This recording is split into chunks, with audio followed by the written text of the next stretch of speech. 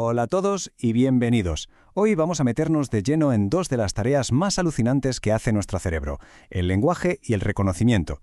Pero, y aquí viene lo interesante de verdad, vamos a ver qué pasa cuando estos sistemas tan complejos se rompen. Nos adentramos nada más y nada menos que en el mundo de las afasias y las agnosias. Vamos a empezar con un pequeño experimento mental. Imaginen por un segundo, ¿qué pasaría si pudiéramos ver algo, un objeto cualquiera, con total claridad, pero no tuviéramos ni la más remota idea de qué es?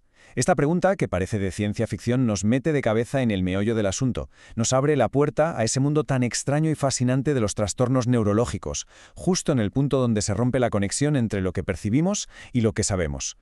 Vale, ¿y cómo vamos a abordar todo esto? Pues aquí tenemos nuestra hoja de ruta. Primero, una idea fundamental, que la realidad es una construcción del cerebro. Después, veremos quiénes son los jefes de obra, los grandes centros integradores. Y una vez que tengamos eso claro, nos meteremos de lleno en los problemas. Primero, el fallo en el reconocimiento, es decir, las agnosias. Y después, ¿qué pasa cuando fallan las palabras, o sea, las afasias? Pues venga, manos a la obra. Empezamos con el primer punto. Y es una idea que, si la pensamos bien, es potentísima. La realidad que experimentamos no es una simple foto del mundo exterior. No, es una construcción, algo que nuestro cerebro crea activamente a partir de los datos que le llegan. El punto de partida de todo esto es la sensopercepción, y aquí, la palabra clave, y esto es fundamental para entender todo lo que sigue, es activa. No es un proceso pasivo. Nuestros sentidos no son como cámaras de vídeo que graban todo sin más, que va. Son más bien como unos porteros muy selectivos. Filtran, seleccionan y dejan pasar solo la información que consideran relevante, basándose en nuestras necesidades, en lo que hemos aprendido, en nuestras motivaciones del momento. Y aquí es donde ocurre la magia, por así decirlo. Toda esa información en bruto, esos datos sensoriales, el cerebro los coge y los transforma en algo con sentido, un percepto. Es decir, el cerebro no ve solo un montón de líneas, curvas y colores, no. Lo que hace es organizar todas esas piezas sueltas del puzzle para construir una imagen completa y con significado. Es la diferencia entre ver manchas marrones y verdes y ver un árbol. Vale, si decimos que el cerebro es un constructor, la pregunta es obvia. ¿Dónde están los talleres? ¿Dónde se hace todo este trabajo tan complejo? Bueno, pues la respuesta está en las llamadas cortezas de asociación. Pensemos en ellas como las grandes arquitectas de nuestra mente, las que diseñan y supervisan toda la obra. Estas cortezas ocupan la mayor parte de nuestro cerebro, pero no se dedican a las tareas más básicas, como sentir un pinchazo o mover un dedo. No, su trabajo es mucho más sofisticado. Son las que integran información de todas partes, las que conectan lo que percibimos con lo que sabemos y con lo que vamos a hacer. Son los centros de mando de la cognición. Y como podemos ver, cada una tiene su especialidad. El lóbulo parietal está a cargo de la atención, el temporal es el experto en identificar y reconocer qué es eso que vemos o escuchamos, y el frontal es el gran planificador, el que decide la respuesta que vamos a dar. Perfecto. Y esto nos lleva directamente al siguiente punto. ¿Qué pasa si justo esa parte, el lóbulo temporal, el centro de identificación, se daña? Pues que entramos de lleno en el terreno de las agnosias. Entonces, ¿qué es exactamente una agnosia? Pues es una incapacidad para reconocer estímulos, a pesar de que los sentidos funcionan perfectamente. Y esto es lo fascinante y lo clave. La persona puede ver, oír, tocar, todo eso está intacto. El problema es que el cerebro es incapaz de conectar esa sensación que está recibiendo ahora mismo con el recuerdo que le daría significado. La información entra, pero es como si no encontrara la ficha correcta en el archivador para saber qué es. Este cuadro lo deja clarísimo.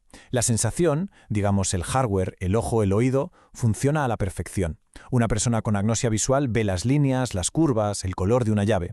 Pero el software, el programa que tiene que interpretar esos datos y decir, esto es una llave, ese es el que falla. El cerebro recibe la melodía nota por nota, pero no puede reconocer la canción. Es una desconexión brutal entre sentir y entender. Y lo más alucinante de las agnosias es que pueden ser súper específicas. Hay muchos tipos. Puedes tener una agnosia óptica y ser incapaz de reconocer una llave si la ves, pero si te la ponen en la mano, la reconoces al tacto al instante. O puedes no reconocer una melodía, pero sí la voz de tu cantante favorito. Esta especificidad es una prueba increíble de lo compartimentado y especializado que está nuestro cerebro. Cada función tiene su rincón. Muy bien, hemos hablado de reconocer objetos, sonidos, el propio cuerpo. Ahora vamos a dar un salto a la herramienta cognitiva probablemente más compleja y humana que existe, el lenguaje. Porque el lenguaje es mucho más que emitir sonidos. Es un código, un sistema de símbolos súper complejo que nos permite hacer algo tan increíble como compartir ideas de una mente a otra.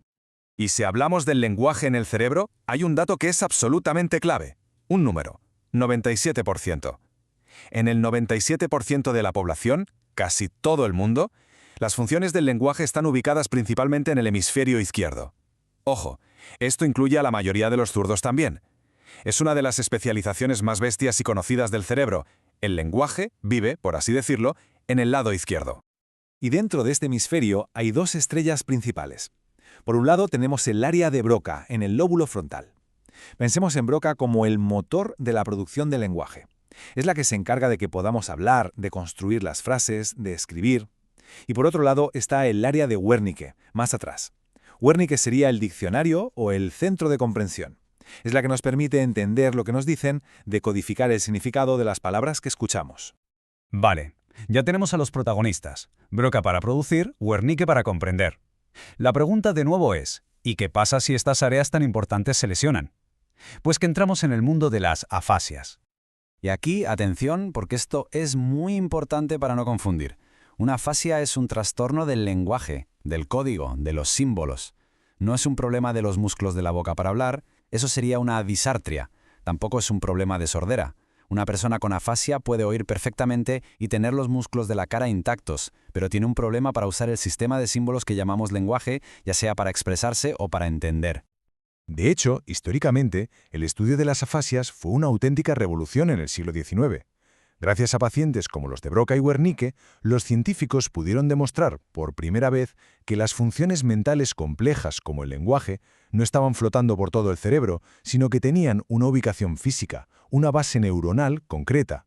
Fue el principio de la idea de que el cerebro está organizado en módulos especializados.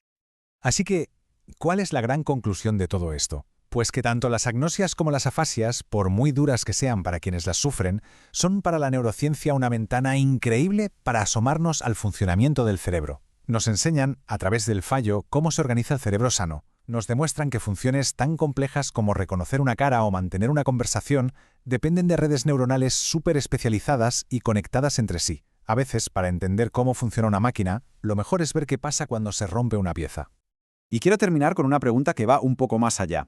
Si una pequeña lesión en un punto concreto del cerebro puede hacer que el significado de una palabra desaparezca o que un rostro familiar se convierta en el de un desconocido, ¿qué nos dice eso sobre la naturaleza de nuestra realidad? Nos obliga a pensar que todo lo que percibimos, todo lo que somos, esa idea del yo, ¿no es más que una construcción delicada y asombrosa de la actividad de nuestro cerebro?